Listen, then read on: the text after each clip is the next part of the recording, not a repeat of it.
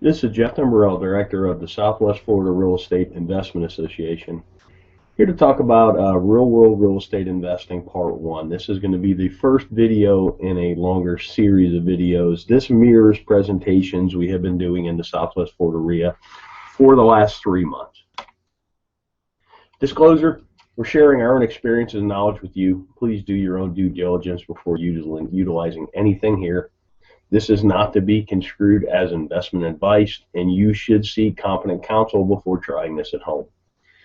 In the past 3 years, we've assisted and advised and had ownership interests in several private equity entities that employed over $14 billion in capital in the Florida market, which gave us not only unique insight as to the amount of business we've done, it also gave us some great insight into how institutionalized investors employ capital. Number one key to being successful is to understand what you're there to do. In my opinion, this is the most important thing. There's so many people running around the world. There's a lot of people wanting to run around and try and do real estate investing. They take courses, they read books, they go to meetings, but they really don't know what they're there to do. They really haven't spent that critical time understanding what you're here to do, what's your mission, what's your goals. I mean, without having any goals, it's hard to achieve any goals, if that makes any sense. From our experience, the clearer the plan you have, you will be able to operate with a margin of safety. And that's the key word in this business, a margin of safety, because the ones that survive, last, and grow true wealth are the ones that don't make mistakes or make mistakes that you can recover from. Investing in real estate.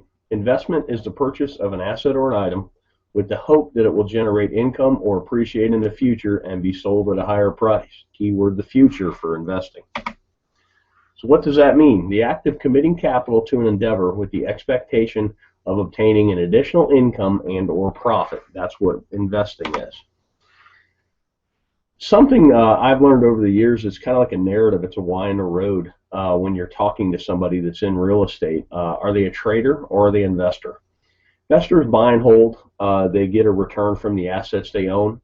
Traders wholesale. Traders fix and flip. Nothing wrong with it. I do it. I've done it in the past. I'm trying to do it again today. I'm doing a marketing campaign as we speak, looking for contracts to wholesale.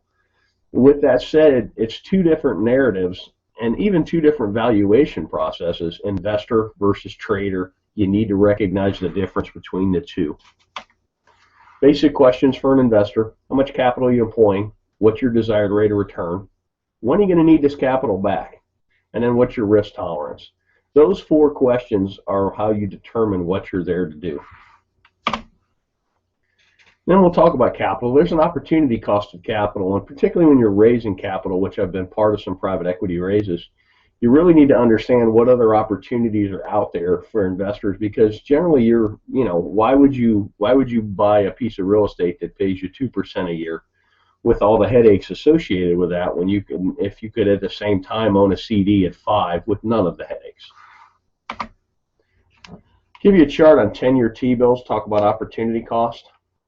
You can really see the recession, the Lehman Brothers crash really killed yields, but it's killed yields no matter what. I mean, pretty much at the time I'm talking about this, yields for a 10-year T-bill are bouncing between 2.6 and 2.8%. That's a terrible yield, particularly with the amount of money they're printing. Then you go back 10 years, and this is why investment real estate has become so popular, because it's one of the few places you can get a yield. Here's CD rates from 1984 on, and if you notice, about early 2000s, everybody got excited about real estate, and that's because the CD rates of return just continued to go down. So right now, my God, on a 1-year CD, you're getting not even 1%. That makes real estate attractive, and that's something to watch as well.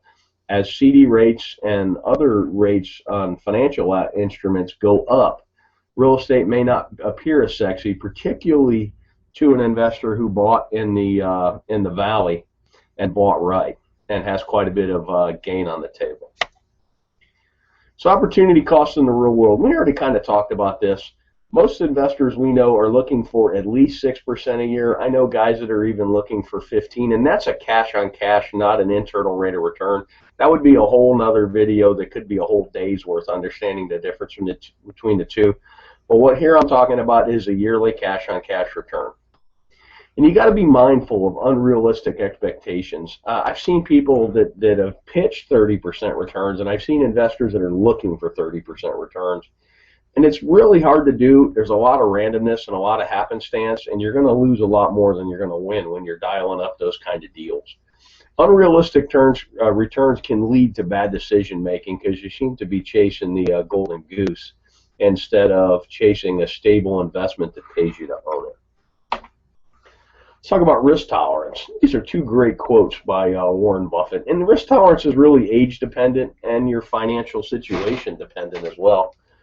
But here's a great quote. Look at the market fluctuations as your friend rather than your enemy. Profit from folly rather than participate in it. And that's most real estate investors, you're supposed to be a contrarian. I kind of put the world in, you're either a salmon or you're a lemming. You're either running with the crowd or you're running against the crowd. And here's another great one. The main danger is that the timid or beginning investor will enter the market at a time of extreme exuberance and then become disillusioned when the paper losses occur. The key is to not panic and do math-based risk assessments and then math-based evaluations and then sit down and decide what you're doing. You could have bought a home in Cape Coral, Florida at the height of the market at 320 and paid cash, held it all the way through the crash, and still got a better rate of return than CDs, and it's a terrible investment because your basis is so high. Or if you trade it out, you would literally be losing money. But it's sad but you actually would have outperformed the CD, and that's kind of a interesting thing. We did some case studies of people that had bought at the top and had they held and if they had mortgages, and I think that video is on our YouTube channel as well. Thanks for watching. You can always check out our website at swflreia.com. There should be a link at the bottom of this video. If you're on our website, put yourself on our mailing list. We send out a lot of foreclosure information. We send out our meeting notices, and we also from time to time send out information like this. I hope this information is useful to you, and make it a great day.